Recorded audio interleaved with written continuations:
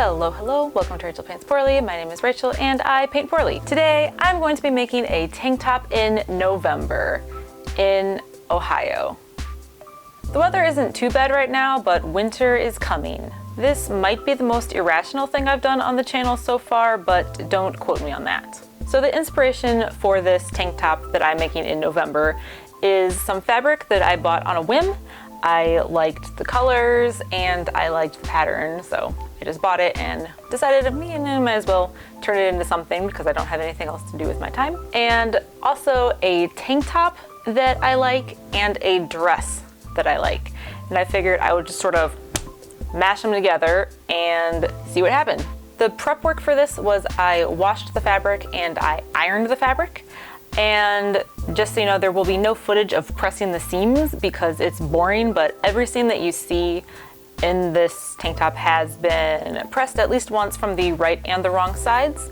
I picked the thread because it matched the dark red in the flowers, and I wanted it to contrast with the gray field instead of picking a thread that blended in with it, and I thought the red suited that the best. And so for sewing this, I didn't have a paper pattern because obviously I'm going off of the tank top and the dress, so there isn't a pattern. And so, there's something in my eye. Why is there always something in my eye? Ah! Ew.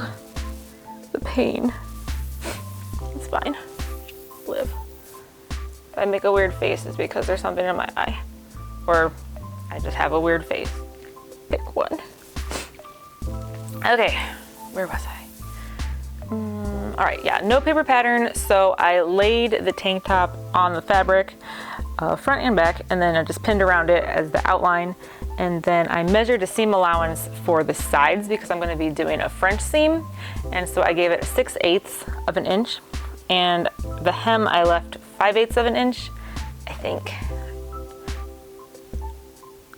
Ugh. And across the bust and the back there is a slight seam allowance, no more than 1/2 inch, because it's going to be bound with self-bias tape, though I did fold the raw edges over and sewed them down. Once everyone's been cut out, I fold the pieces in half and even them out, and then pin them right sides together and smooth out the hemline. The sides are sewn with a French seam, i.e. the raw edges are enclosed within the seam as opposed to being finished separately and visible in the interior of the garment. To do this, we sew the wrong sides together first, trim the excess material, and then turn the shirt inside out and sew the seam again, only with the right sides together this time. And voila, you have a French seam. Along the bottom, I sewed a rolling hem, and then I tried on the top to fit where I wanted the front and the back to, I guess, end, but wherever that is, like end. You know what I mean. When I cut out the pieces, I intentionally left some extra material just in case. Ultimately, I ended up cutting off the entirety of the excess along the back. The raw edges are finished with self-bias tape, which I made from the extra material, and then the straps were made of the excess bias tape, finishing the back and the arm scythe. I sewed the binding first and then fitted the straps on me, and after this it was fairly straightforward, fitting the shirt to me using darts and then creating the bias tape to be used as the tie in the back and the loops with which to secure it to the straps. Mostly this is just a lot of adjusting, pinning, sewing, and then adjusting it again, pinning again, sewing again ad infinitum until it looks decent and you're cool wearing it out in public, which I did.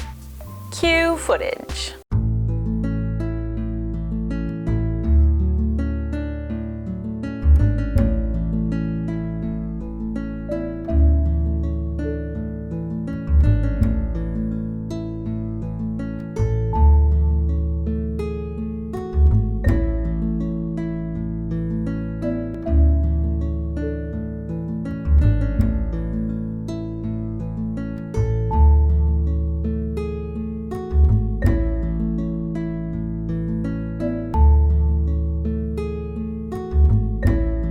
Thank you so much for watching.